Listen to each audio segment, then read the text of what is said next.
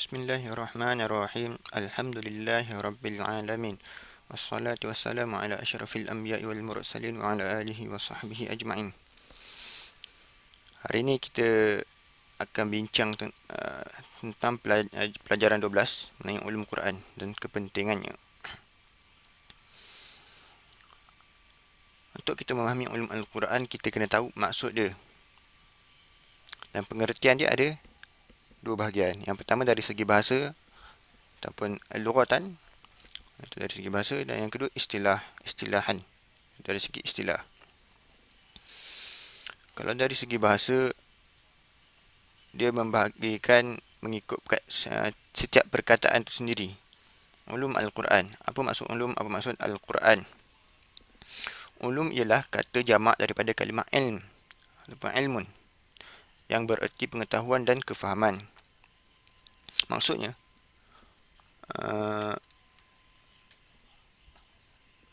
ulum tu adalah ilmu. Mudah dia lah. Al-Quran pula asal kalimah qara'a ataupun tala, yang bererti bacaan. Kalimah Al-Quran adalah berbentuk masdar, kata dasar, mengikut wazan fu'lan, seperti syukran yang membawa erti apa yang dibaca, iaitu maqru'. Maksudnya, qara'a, masdar dia apa? Dia atas wazan qara'a yaqra'u qira'atan au qur'anan. Maksud dia adalah masdar daripada qara'a. Itu dari segi pengertian bahasa. Dari segi istilah, ulum Al-Quran adalah suatu ilmu yang membahaskan tentang Al-Quran dari segi penurunan, penyusunan, pengumpulan, penulisan, bacaan, tafsir, i'jaz, nasikh dan mansukh, dan perkara-perkara yang berkaitan dengan Al-Quran. Secara mudah, apabila kita sebut ilmu Al-Quran, maka dia adalah apa saja jenis ilmu yang berkaitan dengan Al-Quran. Sebab ulumul Quran maksud apa? Ilmu Al-Quran. Maksud apa saja ilmu yang berkait dengan Al-Quran, maka dia adalah ulumul Quran. Sejarah perkembangan ulum Al-Quran terbahagi kepada 4. Zaman Nabi, zaman Khulafa' Ar-Rasyidin, zaman Bani Umayyah, dan zaman Bani Abbasiyah. Terus, yang pertama zaman Nabi. Ulum Al-Quran belum lagi dibukukan. Baginda SAW menyampaikan dan menerangkan Al-Quran secara jelas dan cermat kepada para sahabat agar mudah difahami, diterima dan dihafal. Rasulullah tidak mengizinkan para sahabat menulis sesuatu dari baginda selain Al-Quran kerana dikhawatiri akan bercampur dengan yang lain. Sabda Rasulullah, An Abi Sa'id Al-Khudri anna Rasulullah SAW qala la taktubu anni wa man kataba anni ghaira al-Quran falyamhu. Maksudnya daripada Abu Sa'id Al-Khudri bahawa Rasulullah SAW bersabda, janganlah tulis daripadaku. Jangan tulis daripadaku. Barang siapa menulis daripada aku selain Al-Quran, hendaklah dia memadamnya, menghapuskannya. Maksudnya jangan tulis apa-apa, hadis ke ataupun syarah pada Al-Quran pun jangan.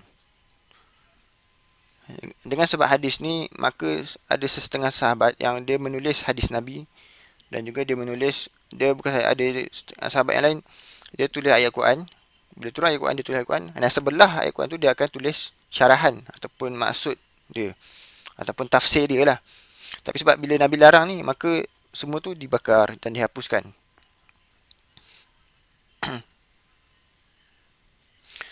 Para sahabat tidak menulis apa yang mereka fahami daripada Al-Quran, tetapi masih meneruskan usaha gigih dalam menyebarkan Al-Quran dan ilmu-ilmu Al-Quran secara talaqi dan musyafahah. Maksudnya sahabat ni dia tak tulis. Ramai yang tak tulis. Yang tulis Al-Quran ni hanya beberapa orang sahabat yang telah dilantik oleh Nabi. Yang Nabi sendiri yang lantik dia supaya dia tulis Al-Quran. Bukan suka-suka je orang boleh tulis.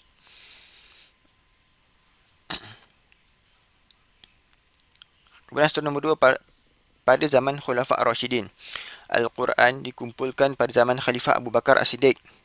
Dia wafat pada tahun 13 Hijrah.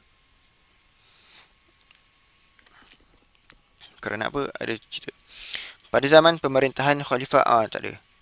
Pada zaman Khalifah Abu Bakar ni, kerana pada waktu tu berlaku perang, perang apa? Yang lawan dengan Musailamah Al-Kadzab. Pada waktu tu ramai para hufaz Al-Quran, para penghafal Al-Quran mati syahid ketika dalam peperangan tu. Lebih kurang 70 orang penghafal Al-Quran mati.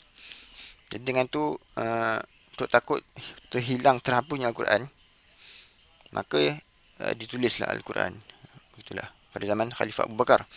Pada zaman pemerintahan Khalifah Uthman bin Affan yang wafat pada tahun 35 Hijrah, keadaan memaksa beliau untuk menyatu padukan umat Islam pada satu mushaf, iaitu Mushaf Al-Imam. Penulisan Mushaf Al-Imam ini dinamakan Resam Utsmani dan ini dianggap sebagai permulaan ilmu resam Al-Quran. Beliau mengarahkan supaya salinan-salinan mushaf itu dihantar ke beberapa negeri dan mushaf lain hendaklah dibakar. Maksudnya pada zaman Khalifah Utsman ni, waktu tu Islam semakin berkembang. Islam berkembang sehingga kepada bukan orang Arab. Orang bukan Arab pun masuk Islam pada waktu tu. Jadi bila bukan orang Arab, maka bahasa Arab ni sendiri dia dah bercampur dengan bercampur aduk lah. Sehingga Arab ni sendiri, bahasa Arab sendiri penggunaan bahasa Arab jadi tak betul. Kaedah-kaedah nahwu tu ada yang salah.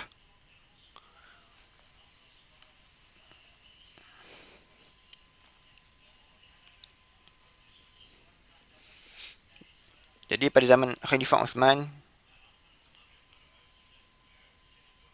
salah, itu bab nahwu, silap. Dia yang pada zaman Khalifah Uthman ni, setiap orang dia ada dia punya lahjah dia yang tersendiri. Maka apabila membaca Al-Quran, maka dia ada yang baca lahjah berbeza. Kalau zaman sekarang kita panggil qiraat lah. Ada qiraat berbeza, qiraat lain. Zaman Khalifah Uthman ni berlaku pergaduhan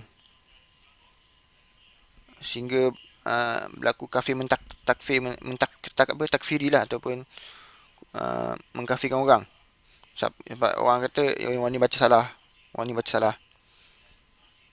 sebab bacaan Quran dia lain-lain. Maka bila dah berlaku gaduh macam tu, akhirnya Osman mengarahkan hanya dibaca satu qiraat, iaitu qiraat Quraisy. Kerana apa?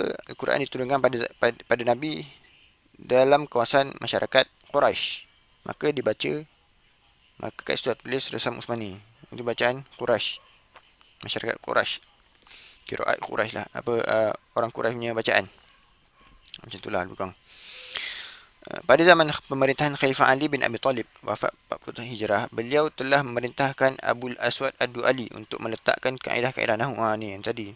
Awal tadi kata, sebagai satu langkah untuk mengawal perkembangan bahasa, juga untuk menjaga Al-Quran supaya ia tetap murni dan tidak terdedah kepada penyelewengan.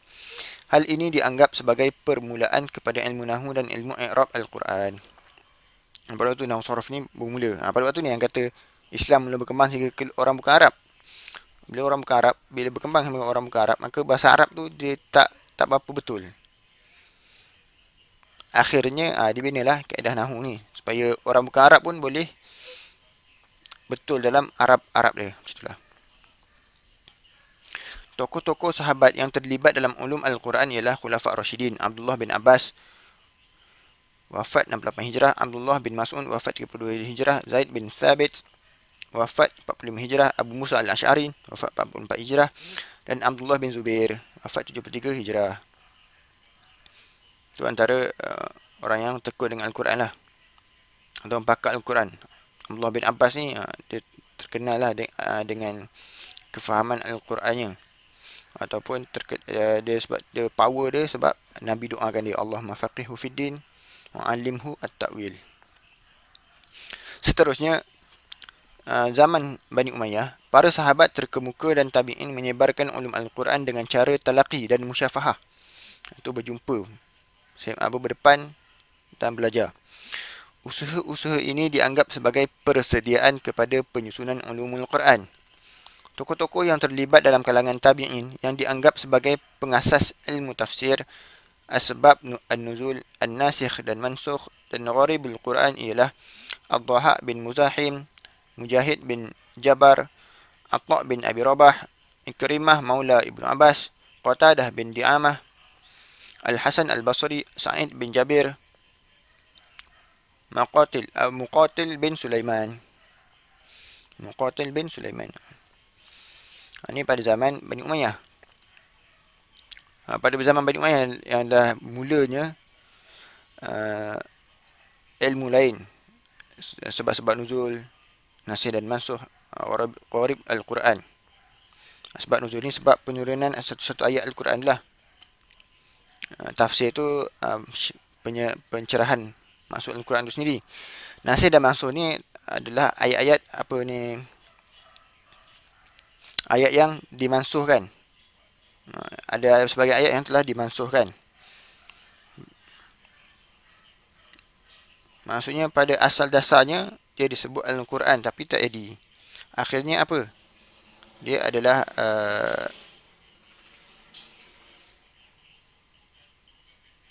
ada dimansuh, ayat Quran tu dimansuhkan jadi bukan Quran. Akhirnya dia menjadi hadis qudsi. Ataupun ada yang dia ayat Al-Quran tapi ayat tu ada dalam Al-Quran tapi hukumnya sendiri yang dimansuhkan. Bukan ayat tu tapi hukumnya yang dimansuhkan. Contohnya ayat tentang boleh minum arak kecuali waktu nak solat. Waktu ayat tu dimansuhkan, telah dimansuhkan. Hukumnya lah dimansuhkan. Zaman sekarang yang arak diharamkan secara total, secara keseluruhan, langsung tak boleh minum. Contohnya pada zaman Bani Abbasiyah. Zaman ini dikenali sebagai zaman pembukuan ulumul Quran kerana telah muncul pelbagai buku dalam bidang ini. Penulisan pertama dalam bidang ulumul Quran ialah bidang tafsir yang dianggap sebagai ibu ulumul Quran. Tafsir ni ibu. Sebab dia yang menerangkan maksud-maksud Al-Quran secara jelas. Tokoh-tokoh yang terlibat dalam penulisan tafsir ialah Syu'bah bin Hujjaj, Sufyan bin Uyainah, Waqi' bin Al-Jarrah, Ibnu Jarir At-Tabari. Dan Ibnu Jarir At-Tabari inilah yang mula-mula menulis tafsir secara betul-betul 30 juzuk habis settle. Tafsir 30 juzuk yang tebal, yang dinamakan Tafsir At-Tabari. Buku-buku tafsir yang ditulis oleh mereka merupakan himpunan dari kata-kata sahabat dan tabi'in dalam mentafsirkan ayat-ayat Al-Quran. Bermula dari kurun kedua hingga sekarang lahir banyak buku-buku yang mentafsir semua ayat Al-Quran, ayat-ayat hukum dan seumpamanya.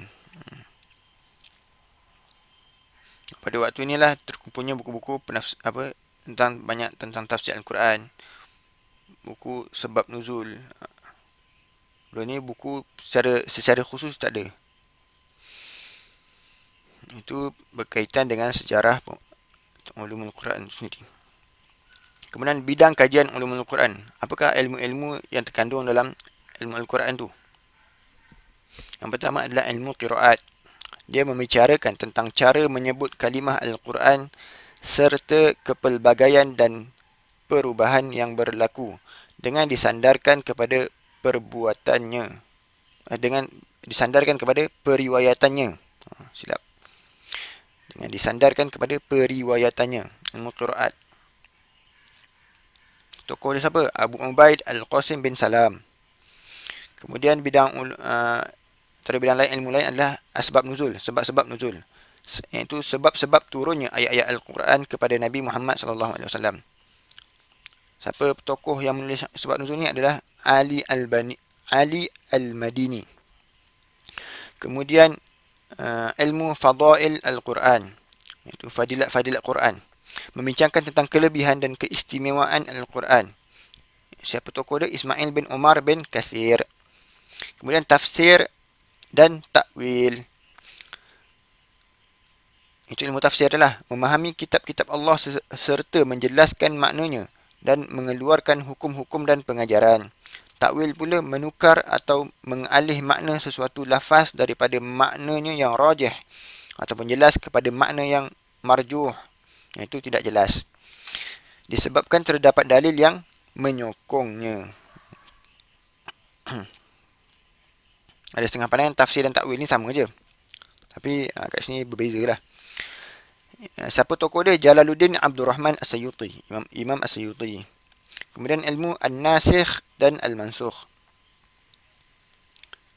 Nasakh, penghapusan dalil hukum syarak dengan dalil hukum syarak yang lain. An-Nasikh ialah dalil syarak yang menghapus suatu hukum. Al-Mansukh ialah hukum syarak yang telah dihapus. Contohnya ayat Al-Quran lah. Tentang ayat yang dibolehkan minum tu dah dimasukkan. Yang An-Nasikh dia yang diguna pakai adalah apa? Yang pengharaman secara total. Siapa dia punya tokoh dia? Tokoh yang sama dengan tokoh qiraat tadi, Abu Ubaid Al-Qasim bin Salam. Kemudian ilmu lain, Al-Muhkam dan Al-Mutasyabih. Muhkam dan Mutasyabih. Muhkam, ayat yang maksudnya dapat diketahui dengan mudah. Mutasyabih, ia ayat yang maksudnya hanya diketahui oleh Allah. Dia muhkam ni jelas, ayat jelas. Contoh haram hukum minum arak, jelas. Haram. Mutasyabih ni dia tak pasti maksud dia macam mana. Contoh apa? Ayat-ayat yang mutasyabih ni, arash Allah, yadullah, tangan-tangan Allah, tu mutasyabih. Tak diketahui maksud secara tepat. Bidang kajian ulumul Quran yang lain ialah jidal al-Quran, nuzulul Quran, aqsamul Quran, majazul Quran, majaz al-Quran, gharibul Quran, amsalul Quran, maki madani dan i'jaz al-Quran. Tu semua ilmu-ilmu al-Quran. Dan dia tak detailkan dekat sini lah. Mana pun tak cerita detail lah. Kepentingan mempelajari ulumul Quran.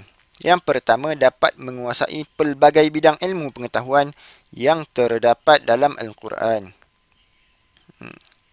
Ilmu Al-Quran ada banyak. Contoh yang lain yang tak terkandung dalam ni ada sains yang terkandung dalam Al-Quran. Tu antara bidang. Dapat menambahkan keyakinan kepada pengkaji Al-Quran bahawa ia merupakan sebuah kitab suci daripada Allah dan bukannya ciptaan manusia.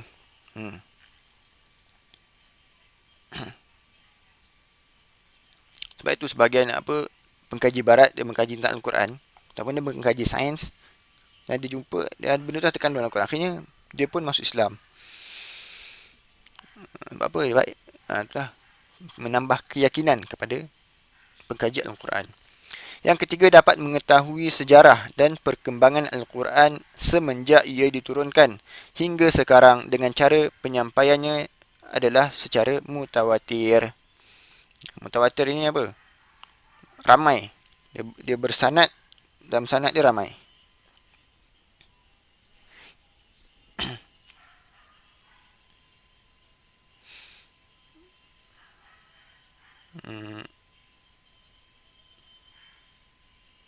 Seterusnya, masyarakat dapat mengetahui keistimewaan ahli tafsir dalam melakukan pentafsiran terhadap ayat-ayat Al-Quran.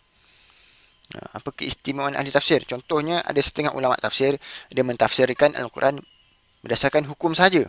Ada ulama tafsir, dia mentafsirkan Al-Quran mengikut kata-kata sahabat atau penjelasan Rasulullah saja.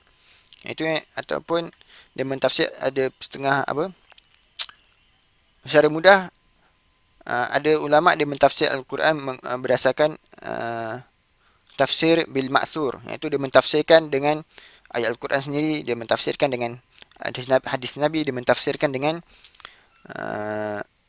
kata-kata para tabi'in, dan mentafsirkan dengan mentafsir dengan kata-kata sahabat dan para tabi'in. Ataupun ada ulama yang mentafsirkan dengan tafsir birra'i, iaitu dengan tafsir secara pandangannya atau secara pengetahuannya. Iaitu ada mentafsirkan Al-Quran berdasarkan ilmu tasawuf, ada mentafsirkan Al-Quran mengikut hukum hakam, ada yang mentafsirkan Al-Quran mengikut Apa lagi?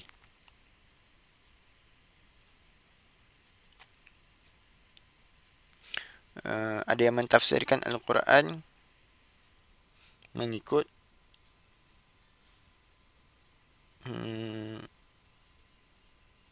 mazhab pemikiran dia sendiri. Macam itulah. Atau mazhab akidah dia.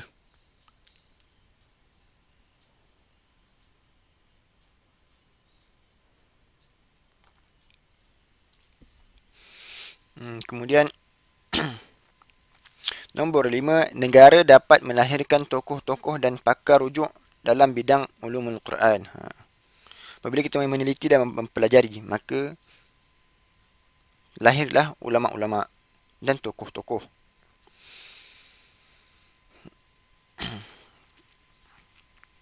Dan terus, usaha-usaha dan tindakan untuk menggunakan ilmu ulumul Quran sebagai panduan dalam memahami kandungan Al-Quran. Saya terbagi kepada 3, itu individu, masyarakat dan negara. Dalam setiap tu ada 2 je, sikit je. Individu mengkaji dan meneliti cara ulama silam menggunakan ilmu ulumul Quran dalam memahami kandungan Al-Quran. So kita mengkaji dan kita meneliti usaha-usaha dia kita.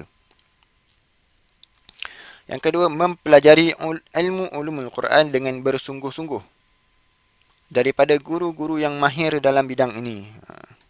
Maksudnya kita sendiri berusaha. Maksudnya kita cari ulama-ulama tafsir, ulama-ulama Al-Quran, kita belajar. Ya, kalau waktu sekarang kita belajar tahfiz Al-Quran. Dalam masa mungkin tanya sampai kita menghafal ayat-ayat tu ataupun surah tersebut, boleh juga kita tanya apa ini apa maksud dia, tanya guru apa maksud ini ayat ni, maksud ini, untuk kita belajar lebih dalam dan lebih faham lah. Masyarakat pula adalah yang pertama mengadakan pengajian percuma berkaitan ilmu ulumul Quran di masjid-masjid dan surau-surau yang berhampiran di tempat tinggal. Mewujudkan untuk masyarakat tu. Pada kat satu tempat tu mungkin tak ada kelas tafsir, ataupun tak ada kelas ulumul Quran. Maka kat situlah kita wujudkan. Jadi kan ada dekat di surau-surau dan masjid-masjid. Yang kedua, menyebarkan risalah berkaitan ilmu ulumul Quran dan kepentingan mempelajarinya kepada masyarakat. Itu salah satu cara juga lah sebarkan risalah. Letak kat setiap-setiap tempat pos tu, tempat surat tu, macam lah sangkut kereta ke apa, biasa orang buat. Tapi bukannya iklan, tapi dia adalah berkaitan ilmu ulumul Quran. Negara, dari sudut negara pula, usaha daripada negara. Yang pertama, memperbanyakkan pusat pengajian yang memberi tumpuan khusus kepada pengajian ilmu ulumul Quran. Maksud ada tempat khusus. Kita ada bidang khusus ilmu hadis. Kita boleh juga wujudkan bidang khusus untuk ulum Al-Quran.